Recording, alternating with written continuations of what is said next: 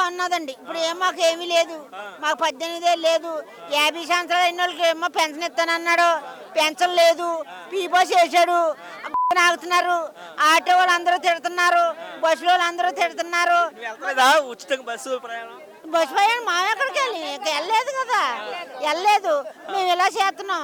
చంద్రబాబు నాయుడు వచ్చాడు, రాజశేఖర రెడ్డి వచ్చాడంటే పిల్లలు చదివించుకున్నాడు. మా రైతు బజార్ వేసేవారు, తర్వాత 18 ఏళ్ళు వేసేవారు. పేదని సేదని చూసాడు. ఆ జగన్ వాళ్ళ నాన్న వచ్చాడు. చెంటి అంటుండేది మనం చిన్నప్పుడు, చెంటి 200 300 ఉండేది. వాళ్ళ తండ్రి వచ్చి 15 ఏళ్ళకి 20 ఏళ్ళు 30 ఏళ్ళకి ఎత్తున్నాడు.